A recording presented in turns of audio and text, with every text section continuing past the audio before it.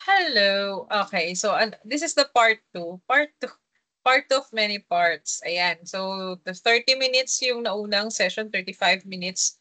I think yung intro ko doon ay hindi ko na uulitin ko pala kasi I think Filipino major lang yung Filipino major lang yung may kulang nung part na yon. But the rest, this is where we will begin everything. I just realized, ayun.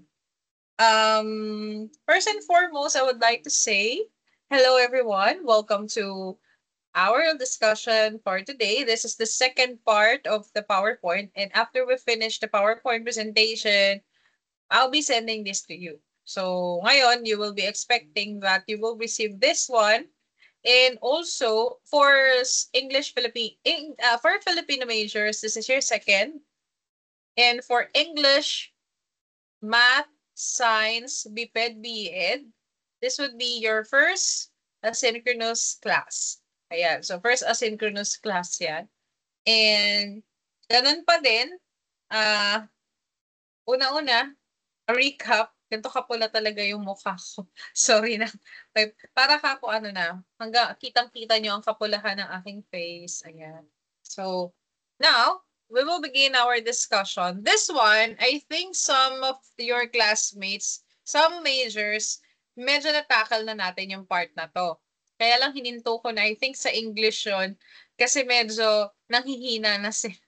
Medyo nanghihinga na, hinang-hina na sila, kaya tinigil ko na kasi madami na akong na ibigay sa kanila. But, let us still have a recap of the historical development of teaching as a profession in the Philippines. Now, this time, English, Filipino, Math, Science, BPED, BEd, so kayong anim na section. English, Filipino, Math, Science, BPED, BEd, so kayong anim, we will now start the different activities that will be given to you all throughout the discussion. So stay tuned para alam ninyo kung ano yung isasagot ninyo. Now, no, this one. Right. So during the pre-Hispanic period, so Hispanic, so before the Spaniards came, of course, there was no established formal schooling in the country. Wala talaga. And I think you will believe that because the first time we believe in different people, different in Bathala during that time. Puro tayo laban and wala tayong organized. But we have the datu back then. Now, no formal preparation for teachers too. But the mothers and fathers and tribal leaders serve as the teachers at home and in the community. So during the pre-Hispanic period, tulong-tulong yung pamilya. Kaya nga before, it takes a village to raise a kid. Because it's really a village, not just your parents, but lahat kayo kilala nyo na. Kaya lang, of course, during back then, you will think, ano ba tinuturo ng nanay back then? So, madami. Kasi dati hindi naman tayo corporate jobs. Hindi naman uso yung mga medicine. Although before, more on dahon-dahon sila. But still, ang kagandahan nga, until now naman, yung kaalaman ng medisina back then, until now, ginagamit pa din natin ngayon. So our mothers and fathers are the first teachers and tribal leaders. Now, but during the Spanish period and by the virtue of educational decree of 1863, meron ng public school system was established. So my dear students, if you will be answering a board exam, it's in 1863 Spanish period. But there is only one school for boys and another school for girls in every municipality. Dati, pag sinabing co-ed, after yung co-ed, kasi sa atin ngayon, di ba, College of Education, but co-ed is babae at lalaki. And I think matagal before siya pinagsama talaga.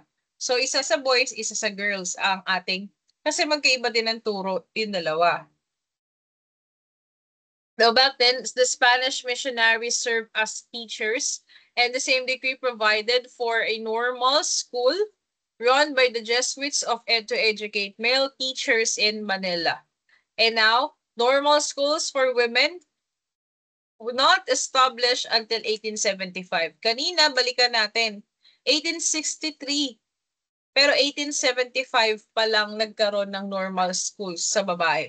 It was the Spaniards who started training teachers in normal schools. Sa Spanish period siya. And according to Paz Ramos, one of the Dean of College of Education in UP, the foundations of teacher education in the Philippines were laid by the Spanish government during the mid-18th century.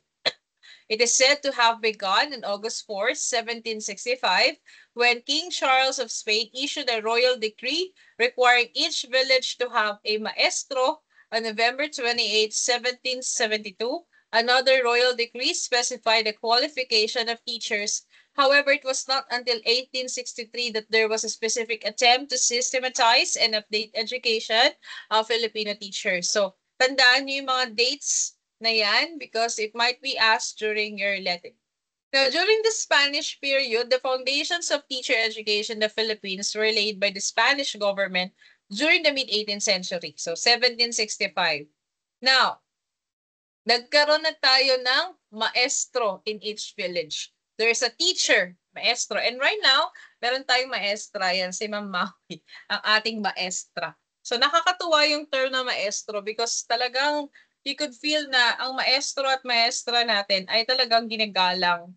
And iba kasi ang thinking before ng teachers talaga. So on November 8, 28, 1772, meron na namang royal decree specified the qualification of teachers. So, now, at the end of the Spanish rule, syempre, hindi naman nawala yung mga teachers. At the end of the Spanish rule, schools during the Spanish era were closed for a time by Aguinaldo's government. So, there was no teacher preparation took place. And now, after na, nagkaroon ng war, madaming war, American period naman, ang next detail is American soldiers served as the first teachers. And in 1901, the Philippine Commission enacted into law Act 74, which created the Department of Public Instruction, laid the foundations of the public school system, and offered free primary education. So ngayon, ang primary, according to K-12 is it's mandated, but before hindi. Parang ano lang siya, primary education, but it's not. Kaya grade 1 tayo nagsa-start eh. Sasabihin ng lolo at lola nyo. Nung panahon namin, grade 1 na kami nag-start. Parang mga ganun. It's true. Kasi ngayon lang siya mandatory. But during back then, there was a shortage of teachers. That's why the Philippine Commission authorized the Secretary of Public Instruction to bring to the Philippines 600 teachers from USA. Napakadami kasi kulang. And that is where we found the Thomasites. Yan, mga Thomasites. Yan ang mga first teachers natin. At mapapansin natin, back then, pag pumunta kayo sa Philippine Normal University, may mga Amerikano doon. Kasi doon sila nag-base. So due to urgent need of teachers, the Americans gave bright young Filipino students opportunity. Nagkaroon sila ng higher education in American colleges and university financed in the Philippine government, and they were called pensionados. So nagpupunta sila sa Amerika. Now, the Presidential Decree 1006, dito ay panahon na ni Ferdinand E. Marcos. The first legal document that professionalized teaching was issued na by President Ferdinand E. Marcos. That's only 1976 or PD 1006 known as the Teach Decree professionalizing teacher, the teachers in the Philippines become professionalized. Dati siguro back then they do not think teachers as professionals. But right now it's different because we are professionalized thanks to Ferdinand E. Marcos. This is to ensure that the immediacy and urgency of teacher recruitment quality requirements are not overlooked. So, although teaching requires a number of years of collegiate study, it is not only course that is not yet considered as a profession. So, hindi siguro. Kasi nga nagsimula kasi yan na dati magulang lang yung nagtuturo, but right now na-recognize na iba yung teacher.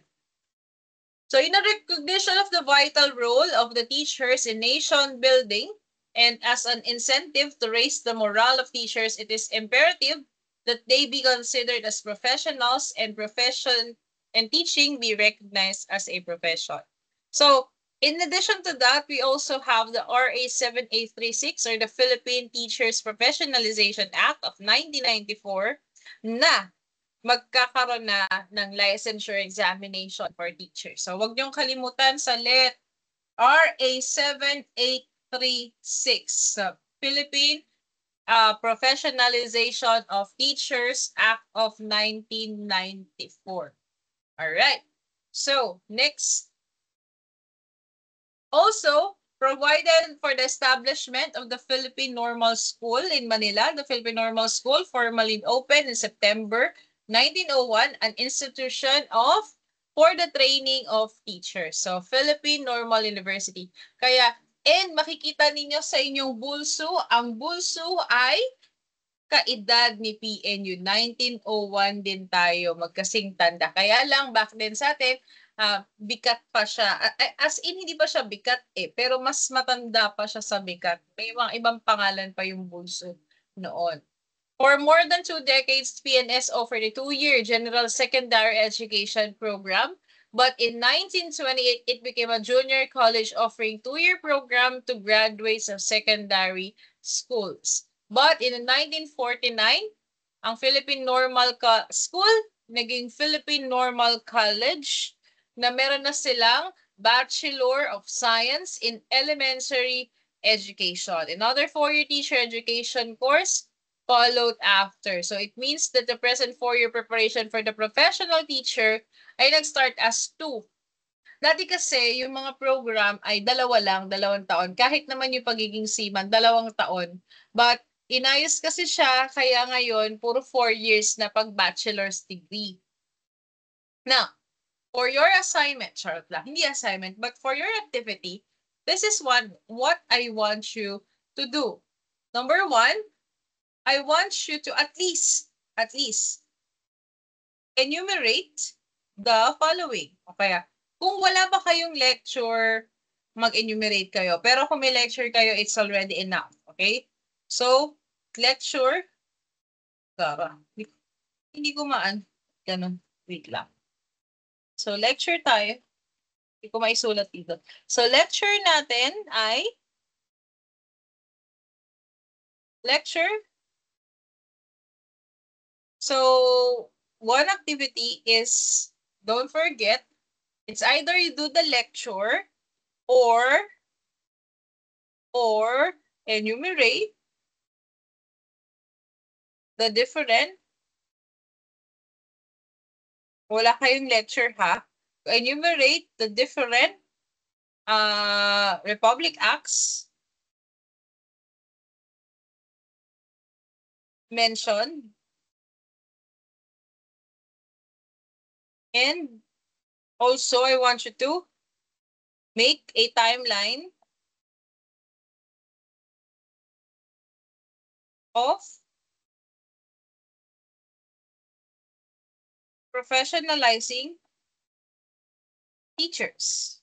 Okay, again, if you did the lecture, you already have a lecture, you don't need to do that. But if not, I want you to enumerate the different Republic Acts mentioned in the study, and I want you to give at least a sentence to describe it, to tell what it's all about, and make a timeline of the professionalizing of teachers. Now, this one, I think wala nang kahit sino ang nakaabot dito sa lesson as a vocation. My dear students, I asked what is a vocation for so many of you. Nagtanong ako sa mga estudyante na naabutan nitong hanggang vocation. English nga ata yung nakaabot kasi nagkaroon kami ng klase. Going back, vocation. I asked them, what is vocation? And then, they cannot answer me about vocation. Parang hirap sagutin ng vocation. But, vocation is always associated with teaching. It is said that vocation comes from the Latin word vocare, which means to call. And the etymology of the word vocation, therefore, means a call. If there is a call, there must be a caller and someone who is called. So, I don't know if I already told you the reason why I am a teacher right now. It's actually very simple. And I actually believe that I have already told you about this. Or maybe not. Maybe we have new audiences. We have BEN. So I haven't been your teacher for when you were first year, second year. And I don't know if I would. So I would like to share my story and how I become a teacher.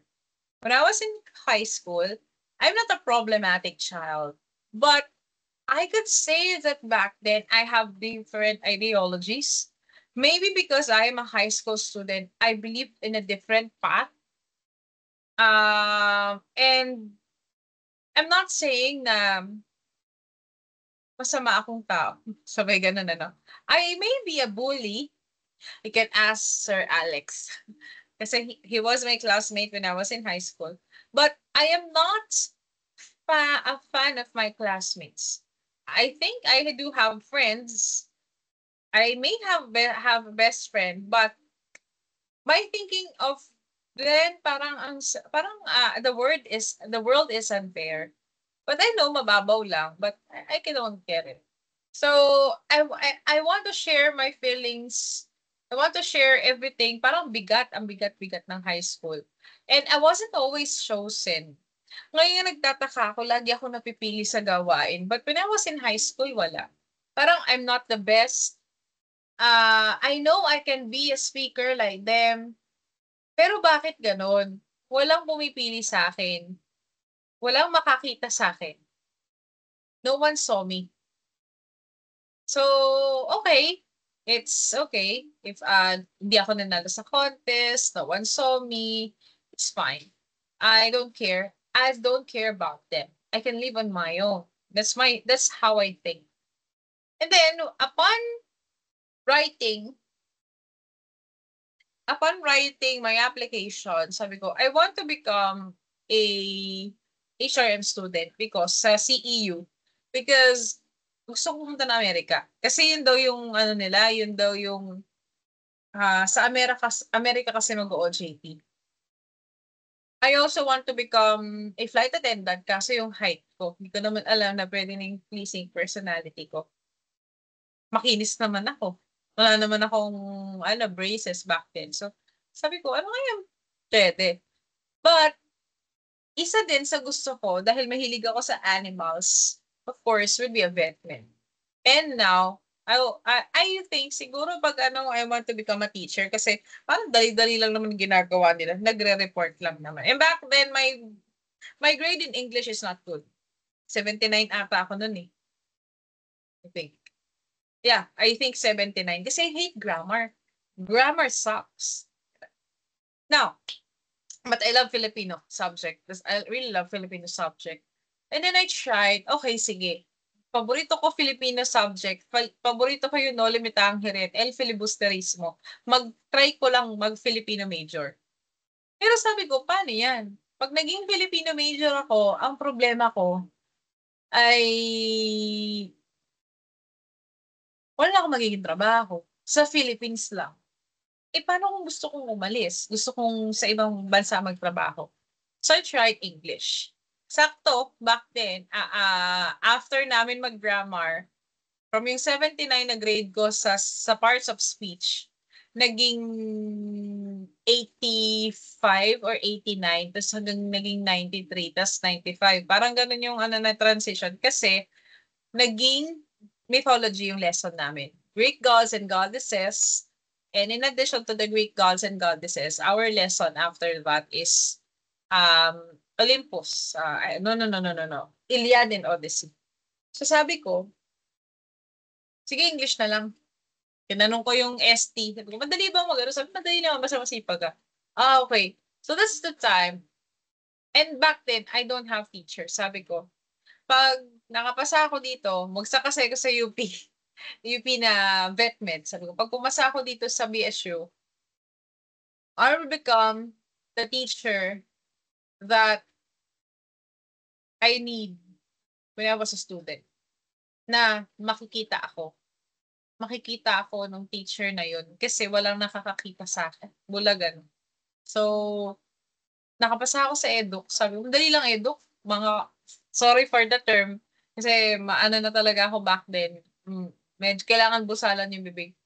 mababaho naman yung mga eduk, eh. Sabi ko parang mga ang cheap nila kasi kulay blue yung uniform nila, tapos ang hahaba, manang, ew, parang gano'n. Sabi ko, "Dali na 'to, ako yung magiging pinakamagandang eduk." Sabi ko, "Yung magandang eduk, pinaka-kikay." So, bumili ko ng mga kikay kong damit. Now na nandun na ako sa eduk, I realize ang dami ko palang hindi kayang gawin. And unti-unti, I was seen, and ang sarap sa feeling na I could express myself and I could also be trusted by my teachers as well. So, ang eduk, hindi ko alam kung ang calling niya is different. Sabi natin, dun sa haba ng kinuwento ko sa inyo, ano ba yung magiging natin? Sa haba ng kinuwento ko sa inyo, yung calling sa akin ng eduk, mag-edu ka, mag-edu ka, mag-edu ka. Iba, eh. Iba siya kasi wala akong direksyon. But because of being an education student, I was given a direction. I was seen by my teachers. So I do have favorite professors in Edu, si Sir Recto. And siya din yung reason kung ba't ako nakapunta ng Netherlands nung nakaraan. I was seen. My first uno na naghirap talaga ako. As in, first uno na naghirap ako talaga. Kasi back then, yung nag-uno ko sa kanya, ang ginawa ko sa humanities, talagang nagpunta ako sa mga lugar ng paputok, nag-research talaga ako. First year yon. And individual. And dahil doon, na nakita ko, na-express ko yung sarili ko, naranasan kong kumanta sa harap ng madaming tao. Kasi makapal mukha ko pero huwag mo akong pakakantayin kasi hindi ko kaya. Pero sa eduk, naranasan kong kumanta, naranasan kong sumayaw, maging direktor, gumawa ng invitation, gumawa ng movie, ng brochure, mag-production, dalin lahat ng gamit mula sa bahay para sa play, gumawa ng script, mag-review, gumawa ng curriculum, gumawa lahat yun. And that made a difference. And the reason why I am like this to you, I know, my dear students, na especially for English majors, BPED, and Filipino, yung science kasi hindi ko na kayo nahawakan, di ba, nung nakaraan. Pero yung English, Filipino, and BPED, yung tatlong subject na yun, lalo na ang English majors, I know sakal na sila sa akin kasi I have a lot of demands. And I know you have other teachers that do not have these demands, lalo na sa English, as an English major ha. Kasi sila yung talagang hindi ako nawala sa kanila. Eh, I know that. I know. Pero kasi, sa akin that made a difference eh. Dahil dun sa dami-dami na pinagawa sa amin ng prof ko, I was built. Nag-iba. Nag yung hirap na pinagdaanan ko just to have to be the best version of myself every single day, that made a difference. That's what I'm doing. Not just to them, but to you as well. Lahat ng majors na hawak ko, I know, ma'am, magpapa-jingle ka? Yes, I know jingle. You may think, ma'am, ba't ako magpapa-jingle? Ang corny ng jingle. Ano magpapala namin doon? But I really want you to have this kind of opportunity because back then, wala. Eh nakita ko, iba yung nagiging effect nun sa bata. So, going back, occasion for me, we always have the for me word, is a calling. Someone called me. I don't know who, but I answered the call. And that call, that answer made the difference in my life. Nagkaroon ng direction yung buhay ko because of the calling. Alam ko na yung gagawin ko sa buhay ko because of that calling. And little by little, I fell in love with teaching. There are times that I want to give up. Gusto ko talaga, kung hindi ako magturo at hindi nga ako nakapasa sa pagiging vet, maging teller ng bangko. Kasi ang ganda-ganda ng teller ng bangko, ang straight lagi ng hair nila, tapos naka-clip na gano'n, tapos full pack makeup. Tapos parang ang ganda-ganda mo lang. Yes, sir. Tapos gaganon ka ng pera, hawak ka ng pera, pero hindi mo naman pera, hindi gaganon-ganon mo, tapos gaganon, gumaganon yung pera. Ayoko maging ano ng mercury drug kasi ayoko laging buntis do'n. So, ayoko. Gusto ko teller ng bangko kasi parang ganda-ganda nila. Billing, ayan, sa mga ganyan, sa pera. Kasi parang ang gaganda ng mga tao do'n. So, I like to become one. Minsan naisip ko magagano'n na lang ako para wala na akong gagawin sa bahay, matutulog na lang ako, wala akong kahit ano. But still, I am here with you guys. And that made a difference. Teaching is a vocation. It was a call that I answered. And you, my dear students, you've answered a call. Baka po nakakalimutan niyo. You have answered the call. Call of nature. Now, or there must also be a response. So sa akin ang naging response ko when I was called, ito, yung ginagawa ko ngayon. Sa inyo, when you were called, kahit na hindi kayo yung gusto nyong calling, tinawag kayo ng Meneses Campus, sinagot nyo, nandiyan kayo ngayon. And the question is, what is your response? Pipilitin mo ba na maging teacher ka? Pipilitin mo ba na masunod ka? No. For Christians, the caller is God Himself. For our brother and sister Muslims, we have Allah. Believers in the Supreme Being will look at this voiceless call to have a vertical dimension. So we associate calling then usually sa pagiging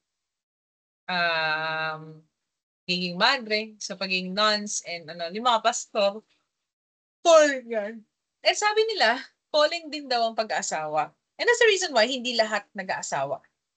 Calling din daw ang pagiging old maid, maging matandang dalaga, matandang binata. But so what? We all have the thing, we could decide what we want for ourselves. In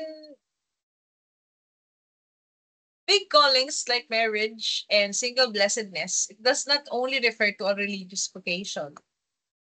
Call to do something like to teach, to heal the sick, etc. Whatever you're calling it or station in life, the calling is always to serve.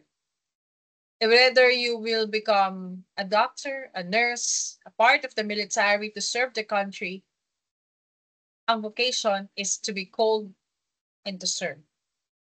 Yan ang atin. And that's the reason why before daw, hindi ko na ito naabutan, hindi ako ganun katanda kung naiisip nyo man. Pag sinabi daw natin, nag-ano tayo sa DepEd, na rin nag-oath tayo, kahit doon saan tayo lugar ilagay, doon tayo. Ngayon kasi uso na malapit sa bahay. Pero dati hindi. Kung kahit saan ka ilagay, kahit sa bundok ka ilagay, doon ka mapupunta. In addition to that, teaching is also a mission, which mission comes from the Latin word mission, which means to send. You are sent to accomplish an assigned task. You are called, you respond, and now your mission. As a teacher, right now, my mission is to transform students into become a locally competitive instructors. My dear students, I'm sorry kung nabibigatan talaga kayo sa klase ko, but that's what I do because I want you to serve. My dear, the things that I'm doing right now to you are always struck back to me. I know na nahihirapan kayong mag-cursive.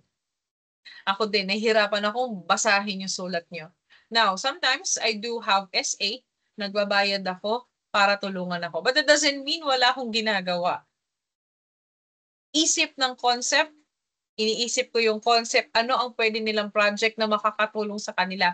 Pag nag-isip ako ng project, isang semester. Like for example, since I always have the same subject, itong jingle na to, hindi naman isang semester, 2 months ko itong pinag-isipan bago ko kayo makita during orientation.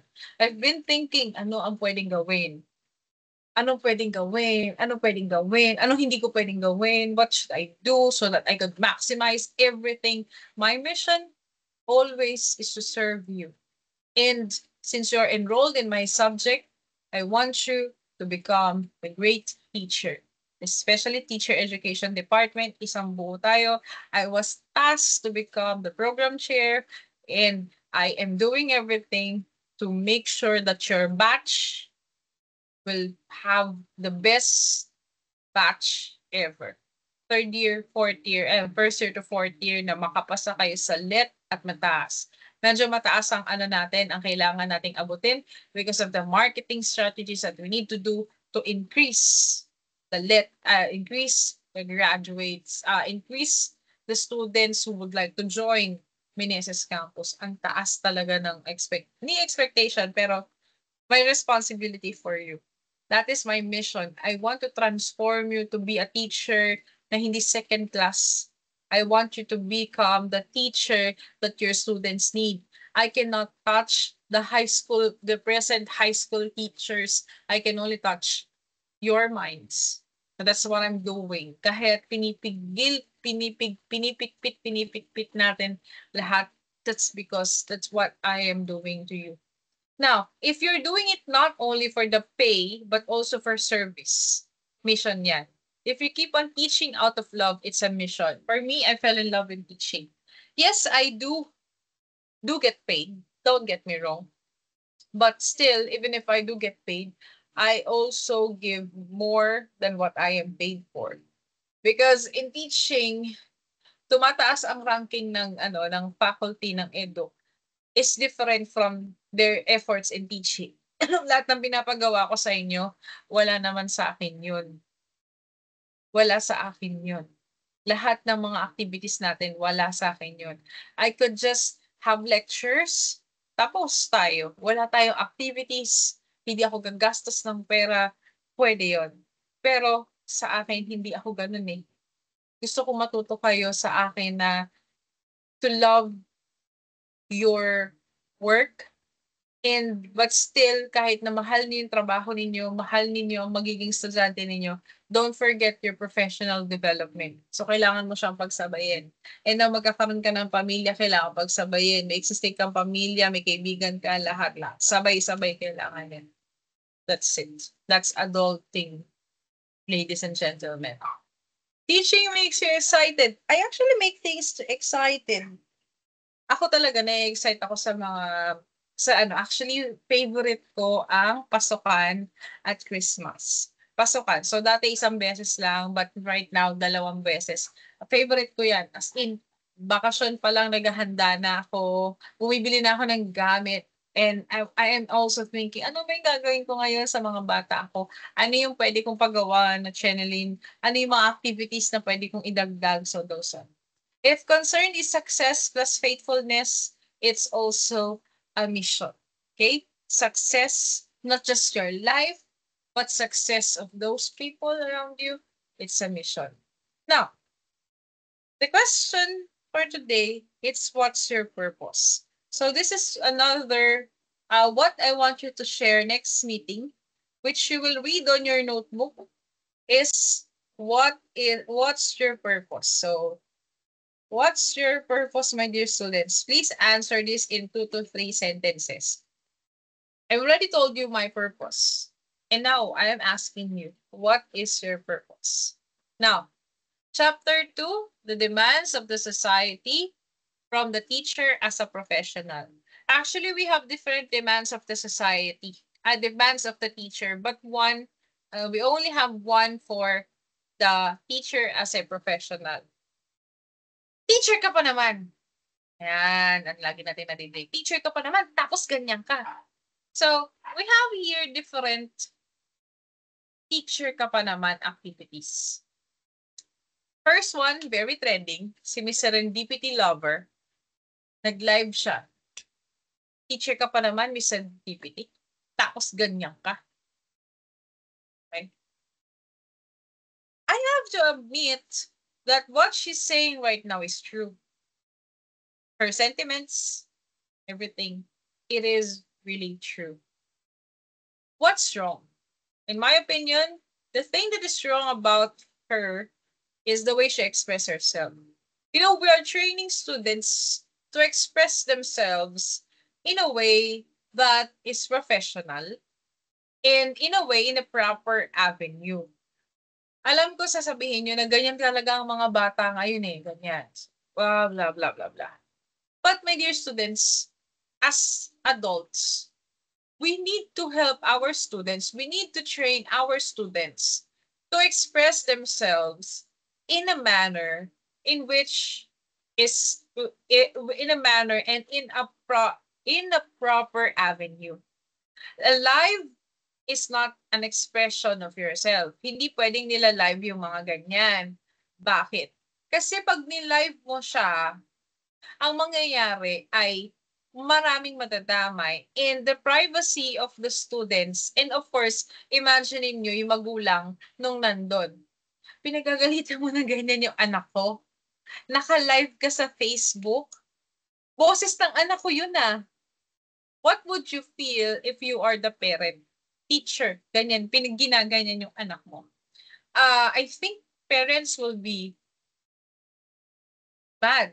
Bad in a way na ganyan mo pagsalitaan yung bata na elementary.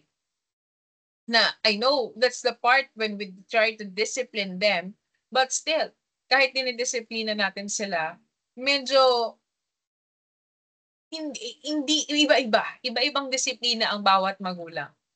And you also left evidences. This is what's wrong eh.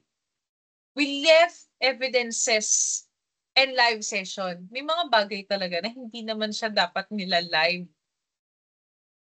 May mga bagay na personal. At saka lalo na pag magkakaroon ng problema ang lisensya mo. Isa yun. Next one, this one, I saw this one. Grabe naman mga teacher ngayon, puro na TikTok. Mas mabuti pa ang mga teacher noon, totok na totok sa mga students nila. May pa-free tutorial pa during teacher vacant time. Ngayon, kung may free time, TikTok na si teacher. Hindi naman lahat pero kadalasan teacher is live na sa panahon ngayon. DepEd tayo, trending po sila. Now, I actually don't know why they do this one. I haven't watched the video itself. I was just looking randomly. Now, for this matter, my dear students,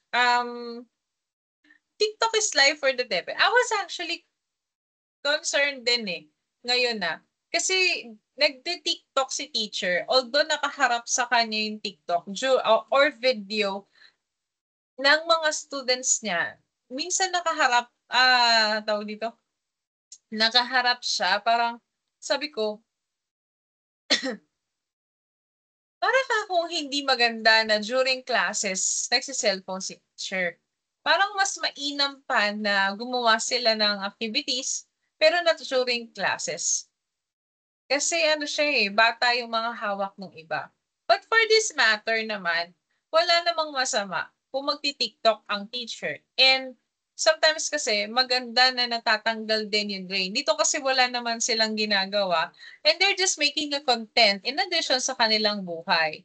And wala naman din sila, hindi naman din masasabi na meron silang vacant time na nag-tutor and everything. Hindi mo naman din masabi na hindi nila ginagawa yun. Pero kasi right now, the TikTok actually could help some teachers, some people, to at least, teka, magtanggal muna tayo ng stress because of the overload that we are doing right now. So sobrang daming ginagawa. Makapagawa ng TikTok content na papatok, pero hindi siya, wala namang masama. Minsan, mahilig tayo mag-share ng thoughts natin. And we never know what ano kayang ginagawa nila? Ano bang mali? Di ba? Minsan may ganyan.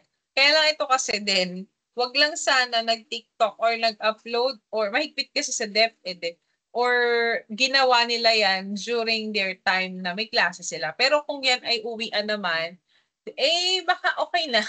Kasi tapos naman na yung klase and we have our workloads. Next naman, dun sa next teacher. Teacher ka pa naman. Marami nagagalit sa teacher. Pero kailangan din kasi, ang mali din kasi na, una-una, ang malinis student, pumasok din siya na lasing. And Hindi siya nagpaawat sa kanyang mga kaklase kung inawat man siya. Kasi ano siya, incomprehensive na yung mga pinagsasabi niya and hindi din maganda yun. So, ang hirap maging teacher, no, sa mga part na to. Kasi gusto mo lang naman maging TikTok creator, TikTok content creator, gusto mo lang mag-share ng feelings mo. But still, when we share our feelings and thoughts, make sure it's in the proper avenue. Lagi nating tatandaan yun. So, the demands from the teacher as a professional. Ano ba yung mga different models of effective teaching? Actually, we have apat. So make sure that you will memorize this one. Apat po ang sa atin. We have Robert Marzano's Causal Teacher Evaluation Model of 4 domains. We have Charlotte Danielson Framework for Teaching. James Strong, Teacher Effectiveness Performance Evaluation System. Teacher Evaluation Standards, the Mackerel Model. So, apat sila.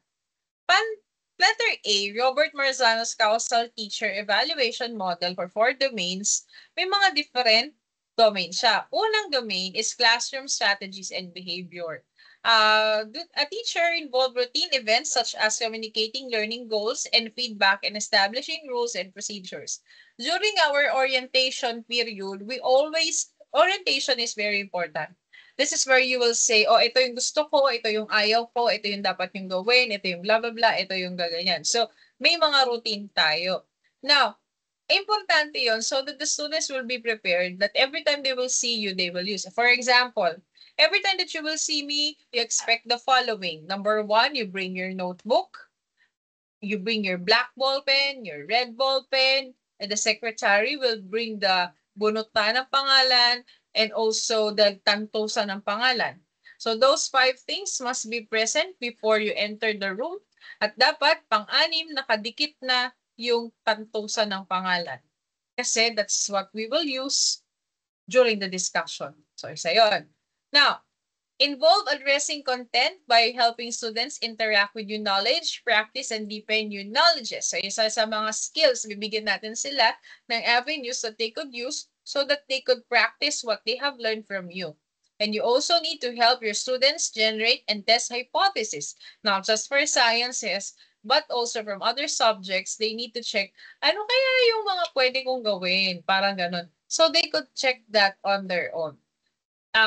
Involved events enacted on the spot, such as engaging students, recognizing adherence to rules and procedures, and establishing and maintaining effective relationship with students and communicating with high expectation for all students. In addition to that, the second domain is planning and preparing. So after the classroom strategies, we now have the planning and preparing. We plan and prepare for lessons, for use of technology, kung anong gagamitin natin, shall we use laptops, projectors? Dati meron tayong HP overhead projector. So ngayon wala na tayo nun. Should we use music and other things? So for needs for students receiving special education. So for example, you have students who are deaf or mute. What are the things that you could do to them so that they could understand you? Or for those who are blind, anong pwede natin gawin for them? Or may ADHD, may mga ganun. And for needs of students who lack support for schooling, we could also plan. For example, you have this project, kaya lang alam mo, hindi naman kayang bilhin ni student because yung tatay niya ay ganito, ganyan. What are the things that you could do to help the student itself? It's part of the planning and preparing.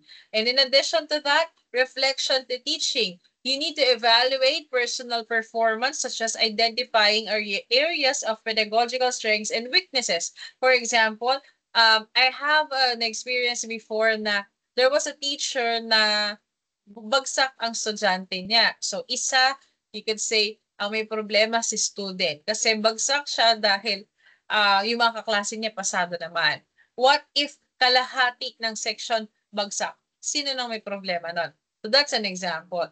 Now, developing, implementing, and monitoring a professional growth plan. So, professional growth plan mo, where do you see yourself in the next few years? So, will you stay here? Dito ka na lang ba? Anong balak mo? When I was in the private school, talagang masayang magturo and umiikot na lang yung buhay mo sa kanila. Yun yung problema doon. And naranasan ko yun habang nagma-masters ako na talagang sa kanila na lang umiikot yung buhay ko. And masaya. Like for example, every January, ito yung gagawin namin, February, March, April. So, umiikot na, umiikot na, umiikot lang. And I enjoy it. But, how about me? How about my future plans? Isa yun sa dapat chinecheck natin. Collegiality and professionalism, you need to promote positive interactions with colleagues, students, and parents. Now, sa college, wala masyadong parents. But for high school and elementary, laging may parent. Lalo na yung mga elementary majors natin. It's hard for them to interact kasi, especially for very yung lower elementary natin. First time ni parent yan, very involved sila, and they always think na less yung binibigay sa mga anak nila. Speaking of kaya kailangan natin usap sa kanila ng maayos and build relationship with them. Now, positive interactions with colleague. Tandaan ninyo kahit na ang estudyante minsan kailangan ng ating mas close ka sa student, but at the end of the day, after 6 years, aalis sila. Pero si colleagues mo, especially if you are in public, makikita at makikita mo. May mga bagay na dapat pinapalagpas, may mga bagay na pinagpapasensyahan, at may mga bagay na kinokorek. So make sure that you will know and you will observe alin doon yung mga yon. Seeking mentorship for areas need interest. There's nothing wrong to seek mentorship dun sa mga estudyante na ay mga co-teachers mo that is below you. Baka mamaya sabihin mo, ano ba yan? Mas mataas naman ako dito eh. Ayoko siyang Pero, ang lagi niyong tandaan, hindi ganun ang usapan natin. Hindi dapat natin tinitignan doon. Mentoring other teachers and sharing ideas. Baka mamaya, gine-gatekeep mo yung mga para mas makakanda sa inyo. Adhering to school rules and procedures and participating in school initiatives. Now, in addition to that, we also have Charlotte Danielson framework for teaching. So, wait lang for a while.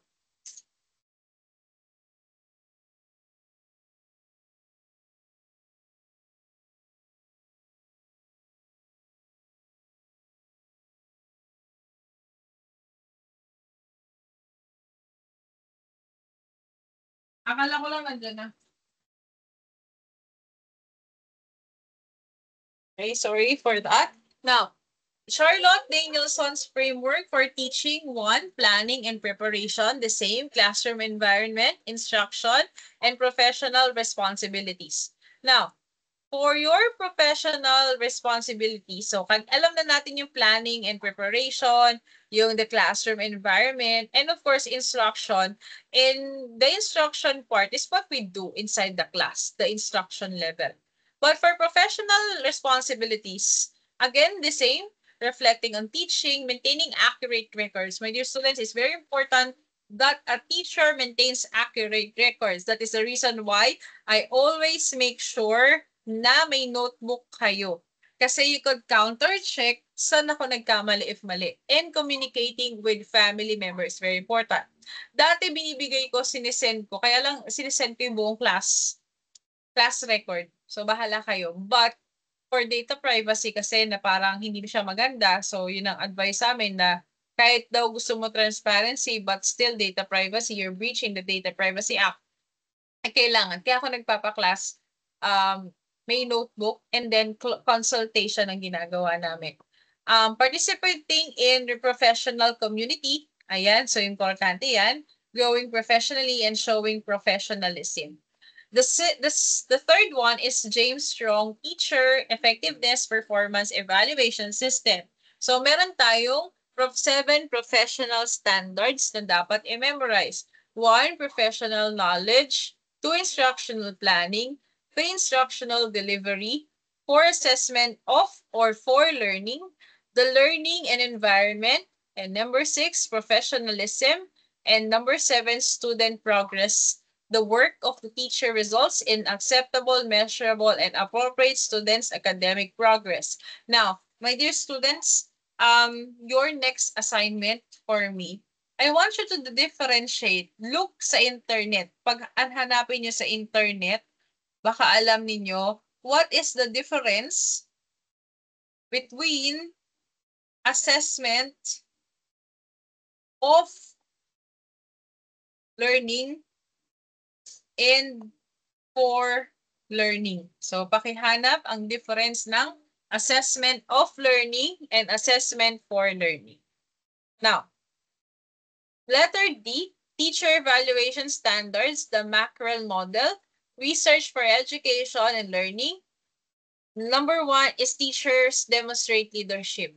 At the end of the day, all of you will become leaders someday, which is good, di ba? Nakakatawa kasi magiging leader kayo. That's why ang kagandahan ngayon dun sa mga nagiging leader na sa inside of their class, during groupings, nagiging officer, nagiging org president, and the rest, and nagiging LSC, nagiging part kayo ng leader, and nakukuha niyo yung leadership qualities. Then you will start leading the classroom kasi, di ba sabi ko sa inyo, magiging, yung mga pinapagawa natin sa klase, gagawin niyo siya as an advisor. You will lead in the classrooms, you will maintain the cleanliness, you will maintain the classroom management, kasama yon. Lead the teaching profession and advocate for school students. Demonstrate high ethical standards. Number 2, teacher establish a respectful environment for diverse population of students. I know bastos minsan yung bunga ko. Kaya lang syempre, maingat pa din ako. Mukha lang hindi. Pero dapat hindi natin pinaparamdam sa bata na sobrang madadown siya. Okay? So, importante yan. And of course, teacher know the content they teach. Dapat inaaral mo yung of course, you need to study your lessons. You cannot just hula-hula lang. Hindi pwede. Kailangan you have the idea of what you're talking about. Teachers facilitate learning for their students, of course, and teachers reflect on their practices. So the teacher's task is to prepare lessons, master of the subject, conducive learning environment, assess and report, master the subject, conducive learning environment. So yan po ang task in summary ng ating discussion. What are the teacher's tasks? They prepare the lesson, master the subject, conducive learning environment, assess and report, master of the subject, and conducive learning environment. Ulit-ulit. And 5 lang pala. Sorry, master.